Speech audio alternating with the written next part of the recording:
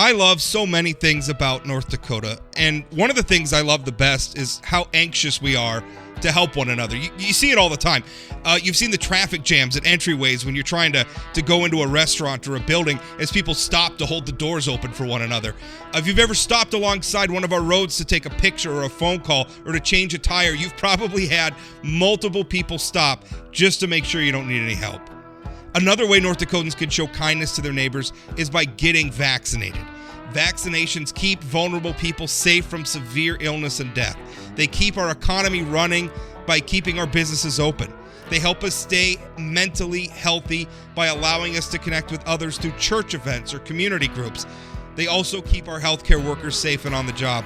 Getting vaccinated is a choice you can make to help your neighbors, your community, and your state. So talk to your doctor about it and follow their advice to get the vaccinations that will help keep you and all the people you care about healthy and happy.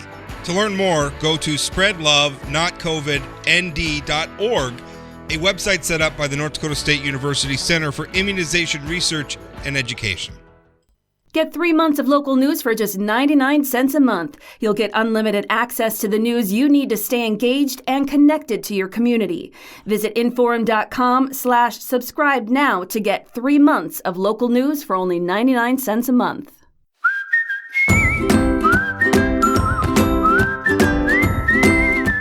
Welcome to Plain Talk, and hey, the election's over, and in North Dakota, when the election's over, that means we jump.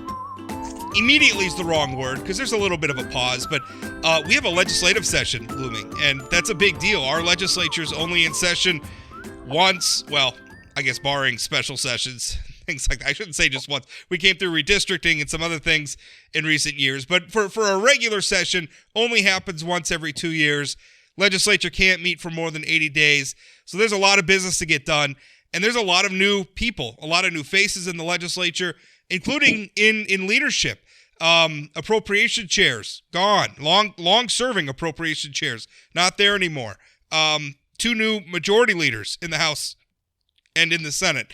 And here, actually, speaking of which, joining us on this episode, Chad Oban, of course, my Wednesday co-host, is State Senator David Hogue, who hails from my hometown of Minot, and State Representative Mike Lefor from Dickinson, who are the Senate and House majority leaders, respectively, just chosen by their colleagues not that long ago. Gentlemen, welcome to the show. Happy to be on. Happy to have you. Good morning.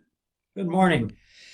I guess the first question, I looked at the election results. I didn't expect Democrats to go backwards with the number of seats that they had in the legislature this time around, and they did. They have very, very tiny caucuses in each chamber. In fact, it's down to just 4 people in the Senate. They can meet in a diner booth. And I guess that was my first question for you two, and maybe it touches on a larger theme that I feel like we're going to be discussing a lot, is how do you lead a caucus that is just about the entire chamber? Senator Hogue, you especially, that is just about the entire chamber. How do you do that? I mean, that's got to be difficult, because within that caucus, there's a lot of divergent points of view. We'll start with you, Senator Hogue. Well, thank you, Rob, and thank you, Chad, for having me. We've been, or at least I've been talking about it with members of our caucus and those who, were running for election to join our caucus.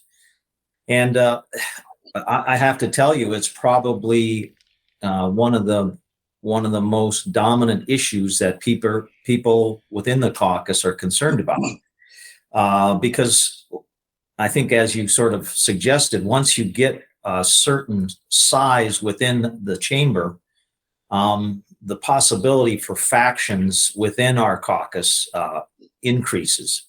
And so we've talked about a number of different strategies to deal with that. One of them is we want to get to know one another on a personal level, to get to know, not only what our interests are, but why we're desiring to serve. And so we're gonna endeavor to try to, even though there's 11 new members of the caucus, we're gonna try to get to know one another, because that's important.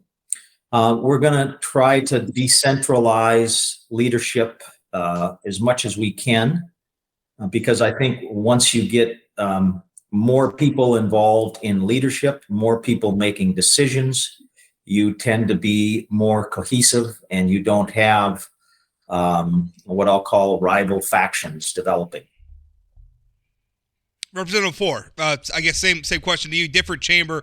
The Democrats have a little bit larger, I guess, caucus in your chamber, but still, I guess the challenges of just having an overwhelming Republican majority that is just about the entirety of the chamber. Well, and thank you for having me on this morning as well. In my quest to become majority leader, I spent the last 6 months and about 5,000 miles tacked on, going to Fargo, Grand Forks, Minot, Williston, Bismarck, Mandan. I talked with legislators one-on-one, small breakfast, coffee, everything. And I said to them, whatever you tell me is going to be held in confidence, because I need to know what it is that concerns you and what you think the possibilities for a positive agenda would be going forward. So I said I would share the information in the aggregate. So I developed an agenda based on all of those conversations. And when you do have a diverse group of individuals like we do, the first order of business is, what are we doing to improve the lives of the people in North Dakota? And that means a lot less politics. It means a lot more team building, creativity, innovation. There's a lot of issues that we talk about today that are in, I think, quite a few are in Senator Hogue's agenda, I believe, and with us as well. So I understand where divides happen in our caucus, and we're working to address that. Now, Austin Schauer is the caucus leader, and if you've met Austin, he's full of energy, and he's going to be outstanding caucus leader. We've talked quite a bit about what we want to do for team building. And on the night when we're giving our speeches for majority leader, my theme is one caucus, one team. And I intend to do everything I can to make that happen. So when we take the wind out of politics and we take it toward solutions, things that actually move the meter on issues, then we've done our job.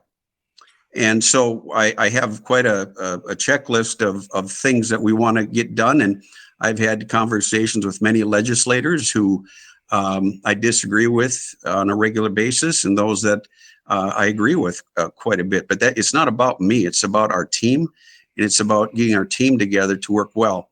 And quite frankly, we copied the Senate. The Senator Wardner's presentations. In the House side, we had 3 of those that was attended by maybe 30 representatives. So those are the type of things in our caucus meetings. We're going to have a lot more training, a lot more speakers coming in, topic matter experts, so that they can weigh in on issues. We'll have pros and cons on both sides. So I'm looking forward to it. I think we're going to be successful. The degree of which I'm not quite certain yet, but I feel pretty comfortable about the work that's been done, the groundwork, and the conversations that have already been made and will continue to happen. Congratulations, first of all, to both of you on your election to leadership. Competitive races, I know you both worked very hard, so congratulations.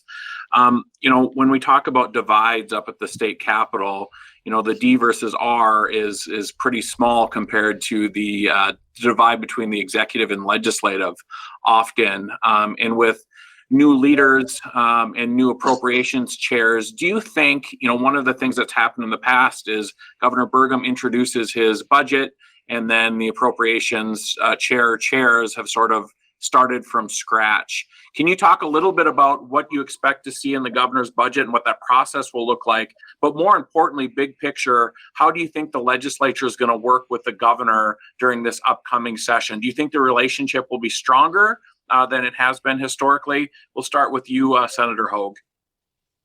Okay, thanks, Chad. Yeah, do I think the relationship will be stronger? Yes, I do. I think the governor and the legislature have had varying degrees of cooperation throughout Governor Burgum's tenure as governor. And I think, I think his involvement in the political legislative races sort of overshadowed his desires to cooperate with the legislature in the past session. And I think there's going to be a stronger working relationship this session.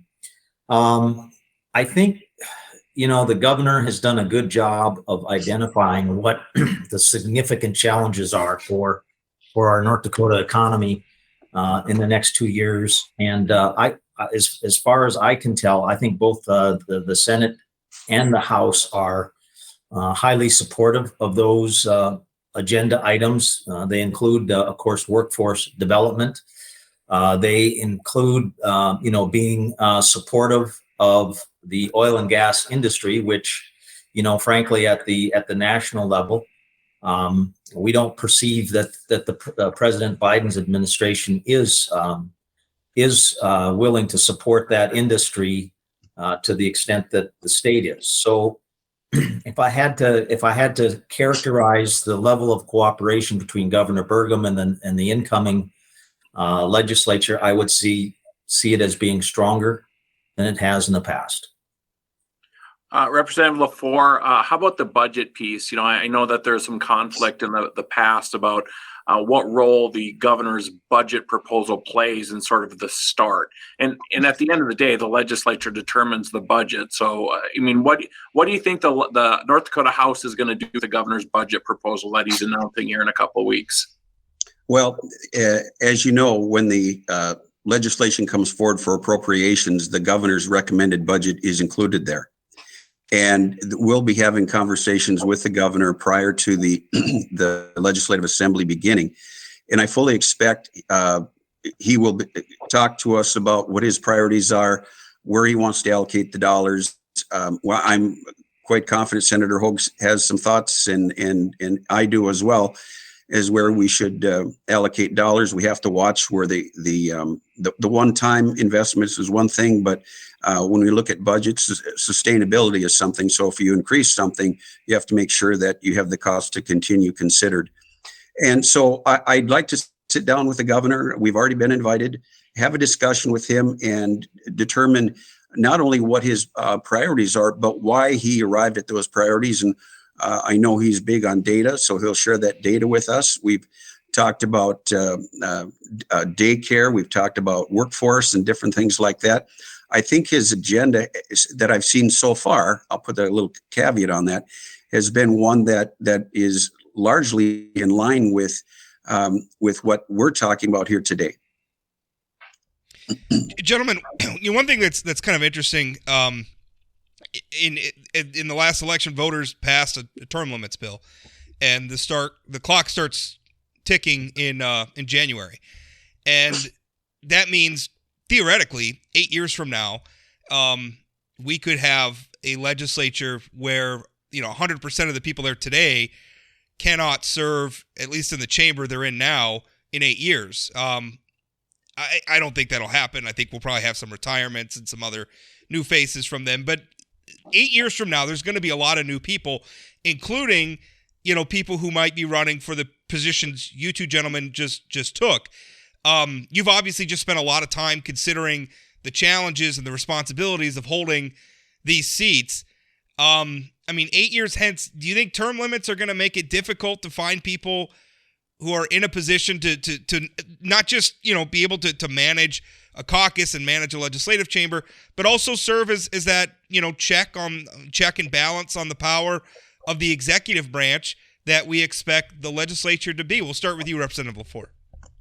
Well, I think the legislature is at a natural disadvantage when it comes to the executive branch and the judiciary, simply because we're a part-time legislature. And with the executive branch, lobbyists, and we got some really good people who are lobbyists and bureaucrats. But I've seen legislators, when individuals come to testify before our committees, call them out and tell them that they're not right. I mean, Representative George Kaiser was great at that. There's nobody that knew more about insurance law in North Dakota. And the guy was simply brilliant and a lot of experience, and he put a lot of time and effort into that. That type of institutional knowledge will now be gone.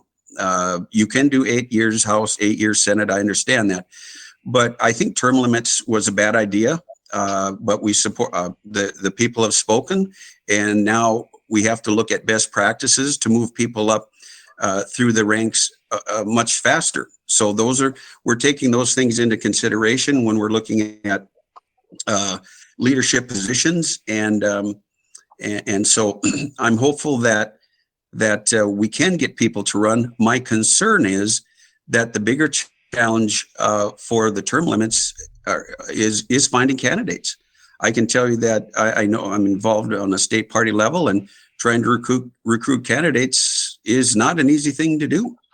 People have their lives, and it's a sacrifice because you're giving up some income, you're going away from your business, and you're changing your life quite a bit. And so I do think not only getting candidates, but making sure we get good quality candidates to run is something that we need to be concerned about with term limits. Certainly. And Senator Hogue, I guess same question to you. What's the challenge that term limits, I guess, represents?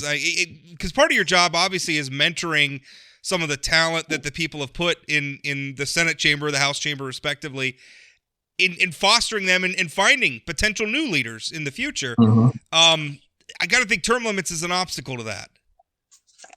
I would agree with that statement. Yeah. One of the things I've talked about with our caucus is obviously with term limits, you said there's potential for 100% change. I'm not sure it's 100%, but it's certainly 50%. And once term limit starts, it'll be a minimum of 25% per election cycle. It has to be that. We know that just from the math. But yes, as I've argued or suggested to our caucus, there isn't the time to groom people to go from, a member of a policy committee to a chairman of a policy committee to, for example, appropriations. That's been the natural progression in the Senate, is that, we don't put freshmen on appropriations simply because we found it's more helpful for them to have the background of the policy committees and the agencies before they start on appropriations. And likewise, we haven't put freshmen in as chairman of policy committees simply because it's a natural progression from say a vice chair to a chairman to a member of appropriations, and there just won't be time to do that under this scenario of term limits. So we are going to put one of the things we are going to do is we are going to put people in higher leadership positions than we otherwise would, in recognition of the fact that they have essentially four sessions to serve in the North Dakota Senate. And I would say, in terms of trying to recruit, what Leader Lefor talked about, absolutely, it is hard to recruit candidates. It's just a function of people having to sit down and think about what their life and their career is going to look like if they have to take 4 months out of their normal life and disrupt that and stop what they're doing at work, stop what they're doing with their family, and go down to Bismarck for 4 months. It's not an easy pitch, especially for prospective candidates with families, with self-employed businesses. That's a very difficult sell, and so I think it is going to be a significant challenge for the legislature. Senator Hogue, we talk about 25% once term limits goes into effect of new legislators, but I think we're looking at this that this session as well. I think you mentioned 11 new caucus members. I think 12 if you include the Democrats. And I think the House has even more new members in terms of percentage. What is your advice to those freshmen coming into the legislature in terms of, how to go about doing the work, but also balancing, this really disruptive thing that they're about to experience come January? What's your advice to new legislators? Well, a couple things. My predecessor, Rich Wardner, was always encouraging members to dig in on issues, and so I concur with that. The dig in concept, or to engage, is highly important, because many of our new members come to the session with backgrounds in certain industries, and they've had those certain life experiences that are important for being a good legislator, I think, in terms of having maybe started a new business. Maybe they have a family and they're raising a family. They're members of a community. They're engaged in that community.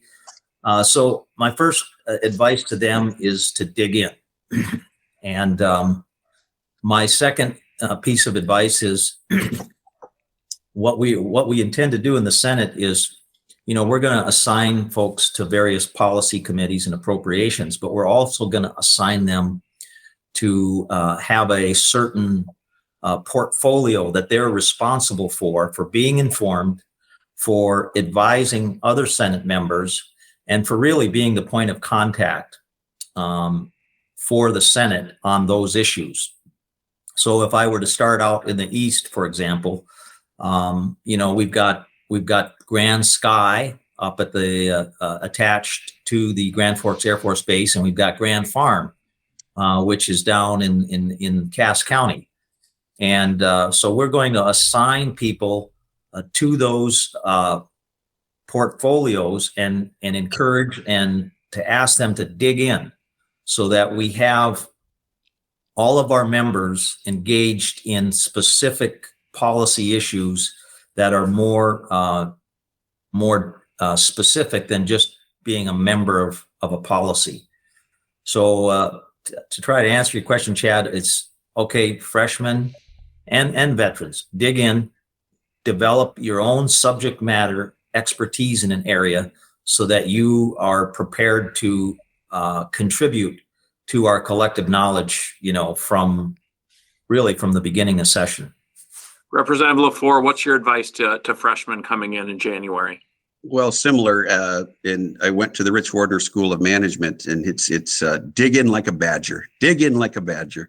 He's always got those great comments. But I would say the same thing, that we need to have topic matter experts. One example is we lost our Representative Jim Schmidt. The guy's forgotten more about water issues than most of us will ever know. And he has agreed to help us mentor. We have Representative Scott Wagner from Fargo, who's very interested in water issues. So we align the people up that have the passions for the different topics. And there are many that I think that the thing to do, first of all, get them educated as to how the legislative process works, legislative procedure 101. I've already had 15 of the freshmen on a one-on-one conversation. When I was caucus chair in 17, I had a 3-page handout and went over how to introduce bills, what happens in committees, all those basics that we want them to get going on sooner than later.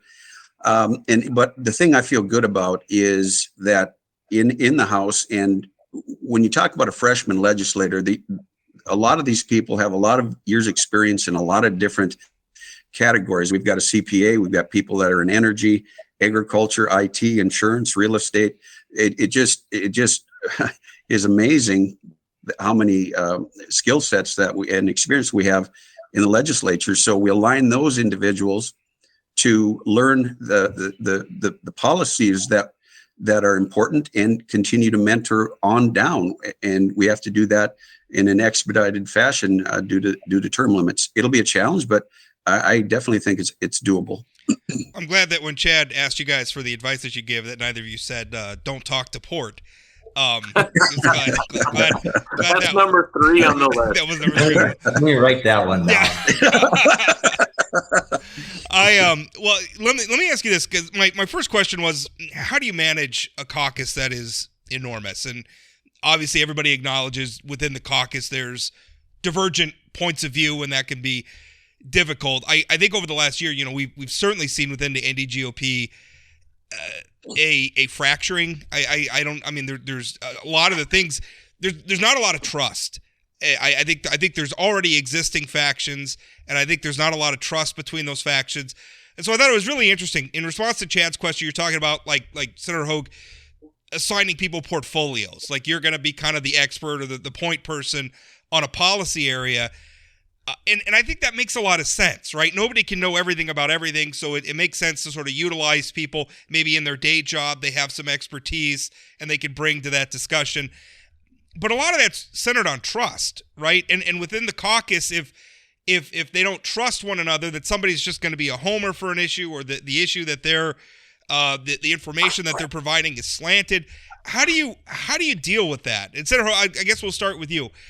I mean, it seems like that approach is predicated on everybody in the caucus trusting one another, and I'm looking at your caucus, and I'm not sure everybody trusts each other.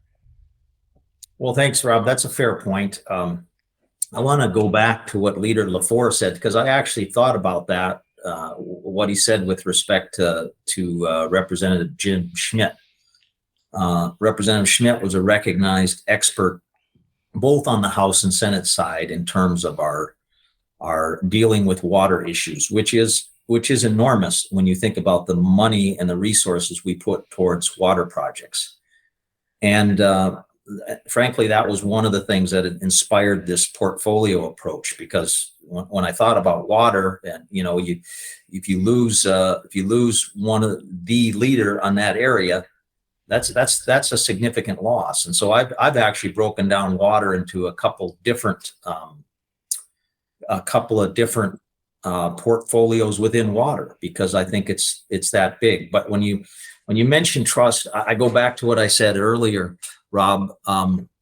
Trust is developed and acquired through having a personal relationship with your colleagues.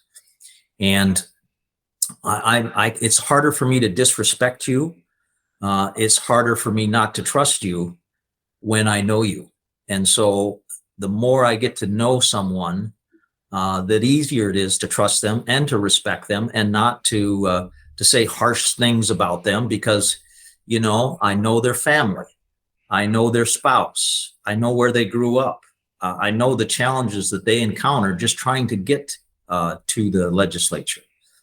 I can tell you, I could go down the list of our freshmen, getting to know them over the campaign cycle. A lot of them, I got to know, for example, Senator-elect Kent Weston is up in District 9. He had to work hard because he was running in a district that very few people thought a Republican could win in. I was surprised. Yeah. I wasn't. That district changed dramatically during the last redistricting. Yeah. Well, he had to balance. He's a busy farmer. He's got an ag-related business. He'd never been a candidate before. And so you start to encourage him, to mentor him, and to get to know him on a personal level. And that's, really, isn't that where trust comes from, when you start to know who you're dealing with on the other side? And so I think, again, it's fostering those personal relationships that will build trust. Representative Lefor, same question to you, and then we'll wrap things up. I agree. As I said before, I put on thousands of miles, and I visited with virtually everyone. I wanted to talk to as many one-on-one as I possibly could. That's why the trips. And you find out more about the people. I mean, I met with Representative Clayton Fagley. I went to his hometown, Berthold, and found out that my neighbor is a childhood friend of his. And you find out more and more about people, what makes them tick. And we do have a wide diversity of opinions, but we're all people. And the best way is communication. So I'm familiar where the divides are. I'm familiar with where people would like for us to go. There's a big number of legislators that are tired of politics and want us to move the needle on the various issues. So I think that we have that in our favor. And just by having gone to have coffee and supper and breakfast, and I had a breakfast at 6 o'clock in the morning. I've had supper at 9 at night, traveling, trying to get to know these people. And like I said, 15 one-on-one sessions with the House freshmen on legislative procedure, get you to know them better. And so when it comes down to trust, whatever disagreements have been made in the past, it's time to move on. And today is day one, and everybody's going to be given a new opportunity to excel.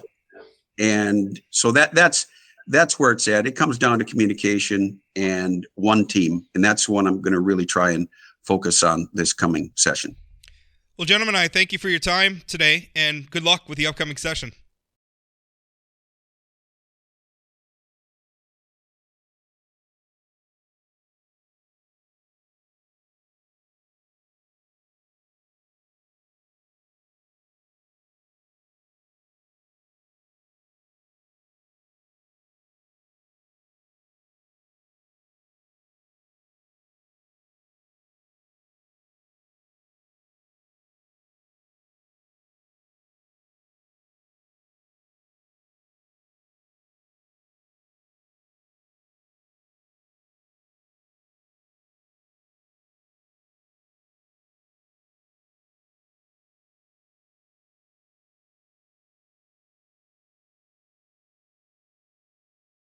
Well, we just wrapped up with the two new majority leaders, Senator David Hogue, again from Minot, Representative Mike Lefor from Dickinson, who are the Senate and House majority leaders now, respectively.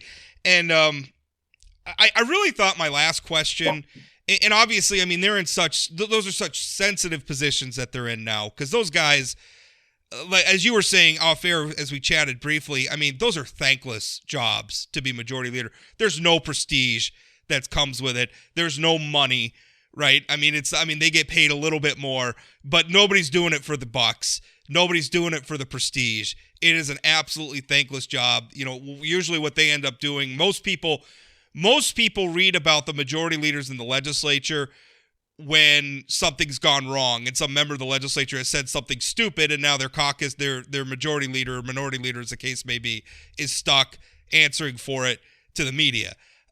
So those are thankless jobs, but I'm really interested in how those two guys are going to hold these caucuses, super majority caucuses together at a time when the NDGOP is very, very divided. I thought they gave good answers, but some of the stuff they were saying about like Senator Hogue, I don't want to, naive's the wrong word, but like his idea of assigning portfolios, I don't know that scales. Like, I think that makes a lot of sense if you're talking about a city council or something. I'm not sure that scales to a legislative governing body the size of the state Senate. And I'm not sure when you have the sort of trust issues within the Republican caucus that we're seeing. And the Republican caucus is pretty much the entire chamber. I don't know, Chad. I don't know about that one. Yeah, I kept thinking throughout the whole interview with both of them is, man, I hope these guys can succeed. I think every North Dakotan should be hoping that these guys succeed because, you know, even though they're not going to be that well known by every rank and file North Dakotan, these guys have really, really important jobs, just as important or more important than the governor during the next the 4 months of the legislative session. They're leading a co-equal branch of government, and I think that was something that got lost so much during like the term limits debate. Not to relitigate that, but yeah, I think the one thing that both of them have is both Representative Lefor and Senator Hogue do have relationships on sort of both sides of the Republican divide that I think it gives them a puncher's chance of maybe being able to bring some people together. I also think the fresh perspective might lead to some grace being given to them. Like, you know, people were already mad at Rich Wardner or Chet Pollard or whoever the leader was before the session started.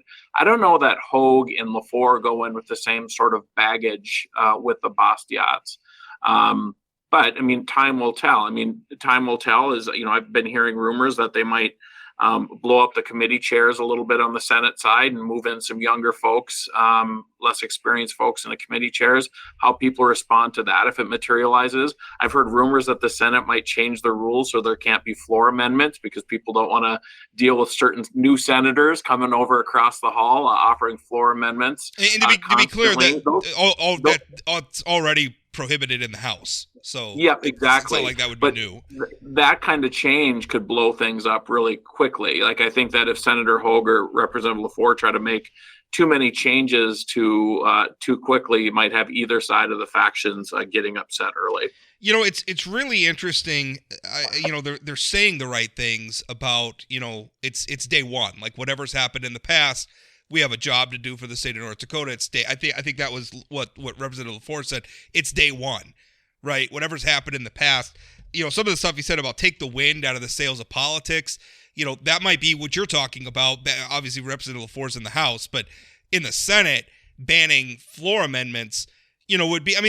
Because that's always a very dramatic thing where you offer an amendment on the floor, and the camera in the legislative chambers are recording, and people are getting ready to put it up on YouTube or Facebook or whatever, and denying people the ability for those sorts of dramatics or theatrics, I think would be helpful, because I think there's a lot of people who are tired of the political drama, who just want to get back to business. Like, what I'm hoping for, and again, this is me speaking against interest because the drama is good for business for me. I'm hoping as a North Dakota citizen for a boring session. I really want a boring session. On the floor amendment piece, and I'm sure the listeners are really enthralled with the rules of the state Senate, but there are times where the floor amendment process, though, is used to just fix mistakes, right? Well, like, sure. If there's something that was screwed up in committee, rather than sending it back to committee to start the process over, they can fix it on the floor. I thought it was interesting. Representative Lefor, I think 3 or 4 times, said people are sick of politics. People are sick of politics. People are sick of politics. I hope he's right. I hope that his caucus is sick of politics, because we saw last session, with the Representative Becker stuff, and then we had all the politics around Luke Simons and all that kind of stuff. The Luke Simons thing itself was the thing that needed to happen. Right. Some of the grandstanding around it. That's my point. I don't think politics was the decision. Politics was how people in that faction that responded to it. And to be clear, the faction with the Bastiat caucus or whatever, and it's a nebulous thing. They don't publish their members list. Certain members who are clearly members but don't like to be called members, whatever. But I think everybody who follows the state legislature knows who we're talking about. There is a faction of very, very Trump-aligned Republican lawmakers, organized in a lot of ways by Rick Becker, by Jared Hendricks, who, by the way, is the district chair in District 39, where Senator Hogue's from. You were talking 38. about 38. You're right. 38 having some of the, Senator Hogue maybe having some chops. Having one of the organizers of the Bastiat caucus as your district chair is, hopefully helpful. Because again, I don't want to be disrespectful to the fact that those people were duly elected to their, whatever I may think of the decisions that their constituents made, they were duly elected to the legislature. They have a right to participate. I don't want to come in thinking, it's just marginalize all the people we don't like. That's not how it works. Right. That's a recipe for dysfunction. But the thing is you can't let them derail it either. Like, the bodies, the legislative chambers has to function. And by the way, the people out there, a lot of that caucus, a lot of them are organized around their dislike for Governor Doug Burgum. Well, here's the thing. If you want to hold Governor Burgum accountable, the legislature needs to be an effective check on executive authority. Because what happens when the legislature can't function or it's dysfunctional? The legislative branch gets what it wants. And that's not me throwing tomatoes at the legislative branch necessarily, but it's supposed to be a balance. When the legislature can't function, you don't get the balance, and you don't get the accountability that our system of government demands. So I thought the conversation around the Burgum legislative divide as well, I thought both of them said all the right things. Like, it's going to get better. And I think some of the issues between the governor's office and the legislature was personality driven. It was Jeff Delzer and Rick Becker primarily, who, didn't really like the governor's involvement in the budget process or his influence. I think they're right that sort of divide will tamper down a little bit during the session. But I think you're right. As long as the legislative chambers are functioning, it probably balances out the governor a little bit. I mean, and the other thing that people often forget is there might be this conflict, and people say that, the legislature doesn't like the governor. The governor has by and large gotten everything he's wanted since he was elected governor. There's very few things from the Roosevelt Library to all kinds of other things, he's been really successful at getting his agenda through this legislature. Yes, to his credit, because I like a lot of his agenda that he's done. I'm not an anti-Burgum guy at all. And by the way, I wish we had time to get to it. Although obviously being the leaders, I don't know that they would have given us a lot of personal point of views on it. But there's going to be the governor has an income tax proposal on the table, and it's a big one, moving us to they're calling it a flat tax. It's not 100% flat, certainly flatter than what we have now, but rivaling that is a proposal on property taxes. Use the legacy fund to basically eliminate the education share of the education mills that you pay on your property tax bill. Those two proposals are going to be rivals in this session, and the dynamics around that, because the governor's backing with obviously some legislative leaders along for the ride. The governor's backing the income tax proposal. Some lawmakers or other lawmakers are backing the property tax proposal. The dynamics around that are going to be interesting. I think it's going to be absolutely fascinating. I've talked to several Republican legislators since both proposals came out, and every one of them, to a person, has basically been able to make the case for either income tax or property taxes and made the case against the income tax and property tax. So I think people are sort of struggling with this. And I think you and I have talked about it in the past. Do we end up somewhere in the middle where there's a little income tax, a little property tax, rather than all one or all the other? I hope we don't go all both. I think that would be terrible for the budget moving forward. We're in good shape now, but we're only a handful of sessions past when we're doing allotment and doing across the board budget cuts of 10%. So. Well, we're still, that's the thing that always bothers me, because when you're talking about property tax, you're talking about income tax, although those things, income tax more so, are very much driven by oil activity. We are still very dependent on oil tax revenues. Yep. Hugely. Now, I understand a lot of what they're trying to do is they're trying to use the legacy fund as a source of revenue in and of itself, right? There's billions of dollars in the legacy fund. Those billions are invested. So the fund itself creates its own revenue stream. And now they're trying to use not the principle of the fund, but the revenue stream to alleviate property taxes and in some other ways. I will tell, as a conservative, one of my concerns is, one, I don't want to have too many eggs in the oil tax basket. I don't want to just be, let's just cut all the taxes that I have to pay and the oil industry will just pay for everything. That's a mistake, because the oil industry is volatile, it's commodities, it's up and down. That's a bad idea. The other thing, Chad, is I feel like we should all have some skin in the game when it comes to paying for government, right? I'm enjoying the services that government provides me, all the that are too numerous to list here. And I have a responsibility to pay for them. And I've always felt like, as much as possible, there should be a relationship between what my tax bill is, whether it's income tax or property tax, and how big the government is and how much they're providing me. And if we have bigger government, that price should go up. I'm worried that we've created all these other, whether it's oil, or whether now it's the legacy fund, that we're going to divorce. We're trying to divorce the citizens from the responsibility to pay for the government. I don't think, as a conservative, as much as I'm not a huge fan of taxes, they serve a purpose. I'm worried. Did you share that concern? That worries me. Yeah. Well, here's what I think. I think that for decades in North Dakota, we've been able to promise citizens increased government services with less taxes because of the oil boom. And sometimes we've been selling people sort of a false thing, like we can cut all taxes and you'll still get the same level of service. That doesn't work forever. It's a good political talking point. But I think the other thing that sort of is always interesting, and Representative Lefor referenced this in terms of budgeting expenditures, that we need to make sure that we're not creating ongoing expenses. but there doesn't seem to be the same conversation around tax cuts, right? I mean, like to your point, I mean, if we cut everything down to zero because it's good today, what happens in 2 or 4 or 6 or 8 years when maybe the oil industry isn't so good?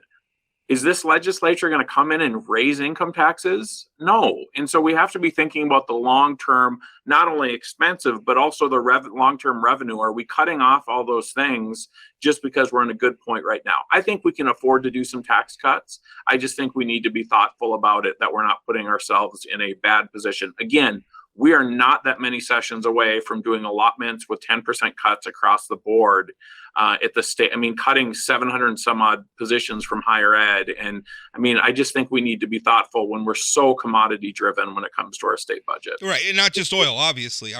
Just about our economy is dominated by commodities. If our friends in agriculture are having a tough year, it hits the budget as well. And you're right. They don't talk about that stuff. They talk about, for instance, the property tax proposal, where we're going to use, legacy fund dollars to offset it. Well, where's the guarantee that we're not going to backfill in the future? That we're not going to, okay, we eliminate all the property tax mills now, but 5 years from now, the school districts are saying, we have more needs, we have enrollment growth or whatever, and so now we want to bring back property tax because I think the problem is you head down some of these roads, you end up with the worst of all worlds. Like, okay, for 5 years, I didn't have to pay education property taxes, but it'll come back. Well, and even like the property tax proposal, it freezes valuations on the property tax, on the school part of your property taxes for 3 years. Well, what happens at the end of the 3 years? You're going to get a balloon payment. Valuations are going to shoot up, right? Right. The other thing that I found interesting about that conversation is the conversation around candidate recruitment. Yeah. And this is something that, I mean, as somebody who's recruited candidates to run as a Democrat, I mean, Republicans have to fill about 10 spots to run against Democrat incumbents. Democrats have to find like 80 people to run against Republican incumbents. It is exceptionally difficult to ask people to put their, I mean, and even if you don't win, if you run and you lose and you're putting your time in and now you're branded as a certain party or another, and how that affects your professionalism moving forward, I think the Republicans are going to start to deal with some of the things Dems have been dealing with for the last 20 years in terms of candidate recruitment. And then you end up with, and we've seen this on the Dem side, just endorsing who's ever willing to run. And, fortunately, in a lot of cases, the Dem isn't winning. But if we're in districts that are 80% Republican and they're just endorsing who's ever willing to run, that's not a good scenario for electing good, high-quality legislators once this stuff kicks in. Well, it's not. And it's not good for Democrats because increasingly the brand gets associated with unserious people. And it's not good for Republicans because Republicans who aren't, I would argue that this Republican majority, and I think there's a lot of Republicans who would agree with me. In fact, I've been in the room when Republican leaders in this state have said, gosh, we could stand to lose some elections, at least at the legislative level, because the majority, in a lot of ways, has grown decadent. I think there's a feeling like we can do whatever we want because we can't lose. And I think some of the stuff we got some more news on the email scandal, the email, the office space fiasco out of the Attorney General's office, some stuff like that. I think you get real comfortable that no one's looking over your shoulder, no one's holding you accountable. In our system of government, the number one way that elected officials are held accountable is at the ballot box, right? Where you can vote for someone else. And Republicans Democrats are not giving them anything to fear right now. And Rob, the problem there is the thing that the normal traditional Republicans have to fear is not a Democrat beating them, but a primary defeating them. Jessica Bell is a perfect example, right? I mean, she didn't have to fear Senator Bell, Democrats. District 33, defeated in the primary by someone who basically ran on the transgender issue. Yeah, Jessica Bell never had to worry about a Democrat beating her in that district. But, the lesson that maybe somebody who wants to be a career legislator probably learned from Jessica is I need to go crazy ultra right. in order to I'll still win the general, but that'll fend off a potential primary fight moving forward, particularly in Western North Dakota, frankly. Yeah, I worry about that as well. In some ways, it's why I was so happy that Rick Becker took third in the statewide race, and just really an abysmal showing, even out west. Where you look at a lot of the western counties where you would expect him to be to do well, you still have Hoven getting 60, sometimes even 70% of the vote.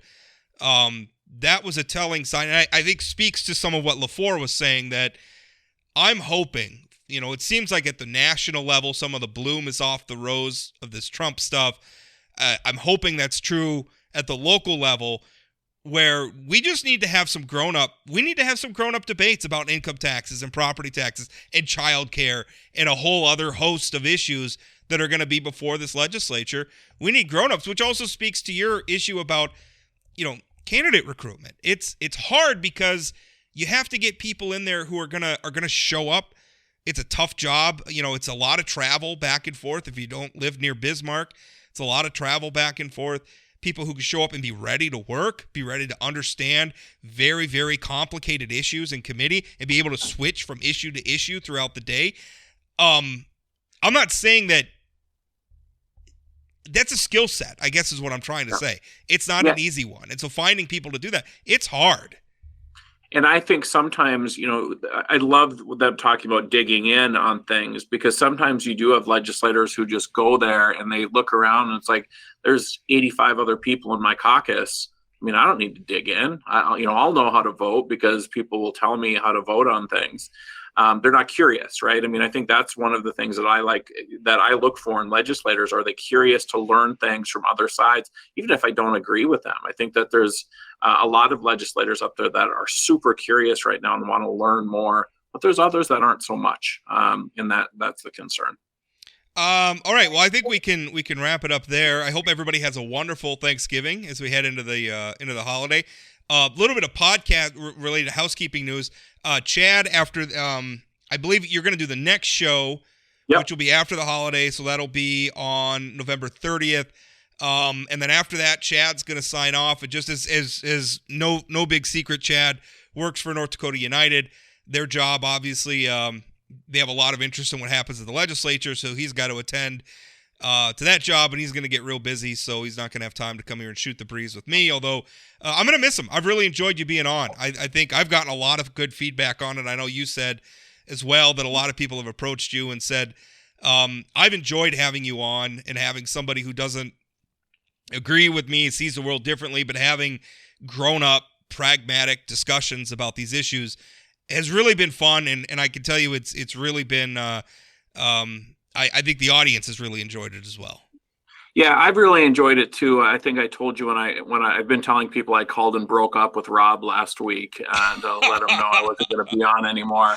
But, I think I told you that one of the things I've really enjoyed about this is it gives me an outlet to talk about a lot of these things, and sort of being a longtime political activist and observer in this current station of my life. I'm not all that involved in day-to-day politics, but this gave me a reason to talk about it. And I think it's good. I think when you first approached me about doing this, the goal was to show that people who disagree on things can still have conversations about things without calling names and without screaming.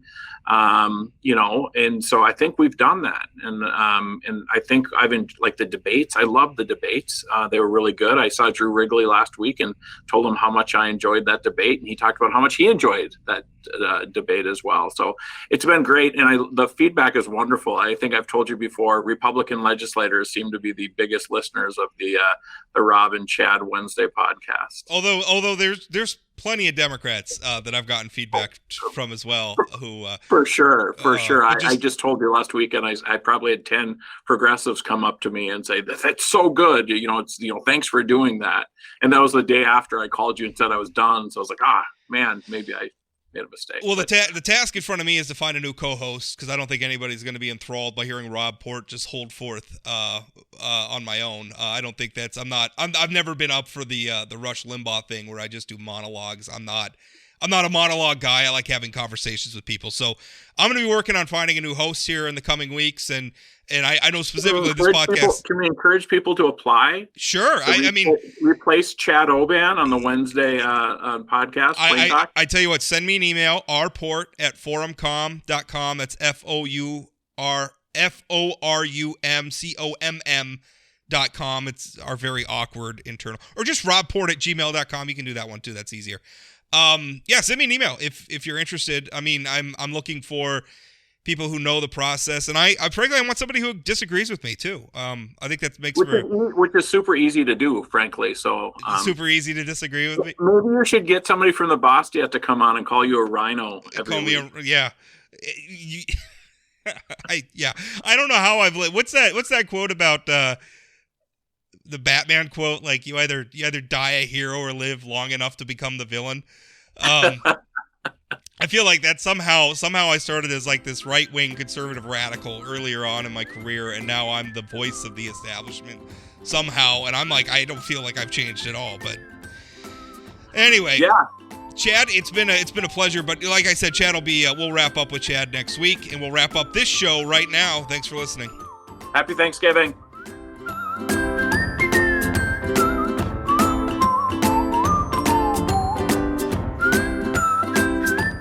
Did you know Forum Communications Company has a robust podcast library? At inforum.com/podcasts, we have everything from politics, sports, true crime, outdoor adventure, and more. Visit inforum.com/podcasts and explore them all today.